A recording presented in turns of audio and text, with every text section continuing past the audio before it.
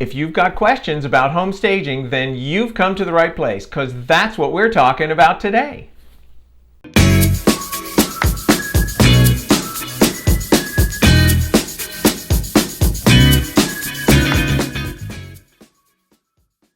My name's Harry Moore, and I'm a local real estate agent. I help people buy and sell homes in the DC metro area, and I post content all about real estate and other fun things every week.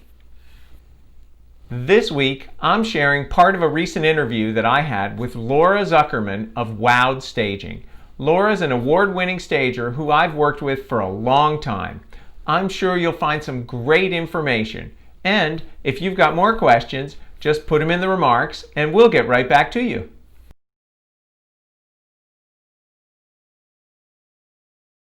Rearranging furniture, or telling people how they should best rearrange their furniture. Every house is unique. Every house is different, and the furniture that's in there is different. But are there any sort of general rules of thumb that you use when you're sort of looking at a room and saying, how are we going to do this? That is a great question, Oh, Harry. thank you.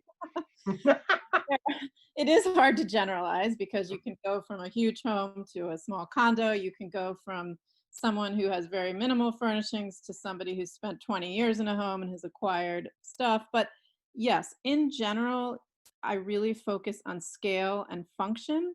So scale is if there's an oversized couch in a family room or a big sectional, we might figure out ways to make that smaller. Maybe it's swapping the big sectional in the living room with something in the basement. That makes more sense since the living room is more important to a buyer than sort of a rec room.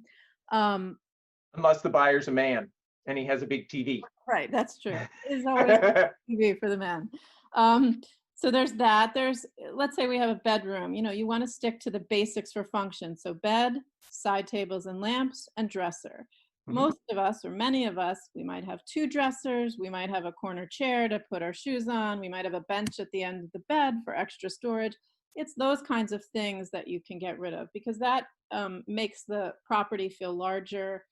When a buyer actually visits or when you're doing your virtual video tours, pandemic times, see much more floor space. There'll be much more room to walk around, and that just gives the buyer the sense of space, and space is really what you're selling. The thing that I find that a lot of people wrestle with is decluttering, is looking at what should stay, what should go, how to pack, all of that. So what sort of general rules of thumb or thoughts do you have about that? Sure. Oh, this is a fun one. Everyone loves I feel like people equate staging with decluttering. That's the first thing that most people think of. And unfortunately, it's a big part of it. I do tell people with the decluttering not to think of it as an extra task, but as almost a pre-packing component to it, because at some point you're going to have to pack up all your personal photos anyway. So you may as well do it now and get the benefit from that in terms of, a higher purchase price and a faster sale. But in general, I would say you want to keep surfaces mostly clear. That doesn't mean it should look like you ran out of the house in the middle of the night, running from the FBI or something. So you want there's a coldness. Some people take me too seriously, and there's a coldness to some homes when you just see every surface completely empty. So you want to have decorative objects on your surfaces. So in a kitchen, that might be a bowl of lemons, that might be pretty canisters, or a beautiful KitchenAid mixer some people have. On a dresser, it might be a small plant and a couple pretty hardback books. But you do want to remove political, religious, and personal items. Right. And you need to, the way I use this sort of a very simple analogy to try and help people when I'm getting them warmed up for your visit. And I tell them that they should think about it like they're going to be camping out in their house. Oh yeah, you did. And what do they need? What are they going to need in the next, 60 days, let's say. And then to go through that, to go through all the other stuff and say, well, am I going to move it? Am I going to sell it? Am I going to give it away, throw it away, whatever? Like you said, you pack before you put it on the market as opposed to packing after you got a contract. Sure. And you can get even more detailed into it. For example, some stuff can go, some stuff can go completely off site. So your Christmas decorations, you're selling in May. We don't need them anywhere near the house right now. Mhm. Some stuff like a big appliance in your kitchen that you may use weekly, that can probably go in the basement storage room, and you can bring it up once a week, bake your bread or whatever, and then store it back there. So it does take, and that's why these consultations are personalized. There's no sort of like one sheet I can give all clients. It does take some thought as to where everything is going to go. Right. It's a conversation Hmm. between you and the sellers, and they have to sort of help you understand what's important to them and Right. what's not. So you can tailor your suggestions based on that. And I always tell people, my goal is to help them get the highest purchase price in the shortest period of time.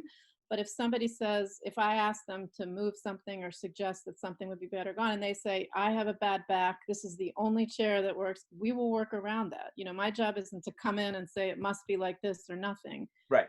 So we'll work around what works for your lifestyle. Mhm. You've mentioned a couple times people who've lived in their homes for a long time. Hmm. And having moved a few times myself, I know that figuring out kind of how to prioritize things can be a little overwhelming. Do you have sort of resources that you can bring to bear to help folks who need some sort of physical assistance with Sure. managing that? My company doesn't do any of that Mhm.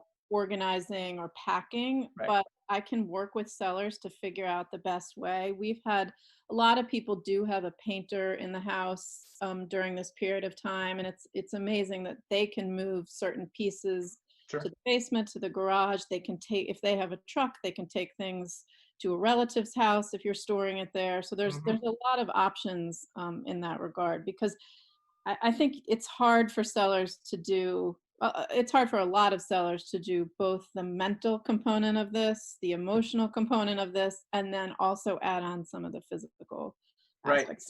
Some are great. Some just want to do everything. Mhm. But we certainly can talk about outside help. Right. Well, it's a big project. It's good to have help with a big project like that.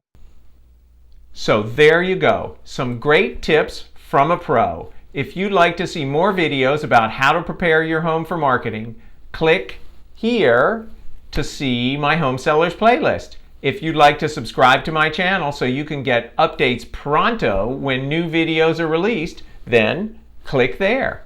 Have a great day and stay safe.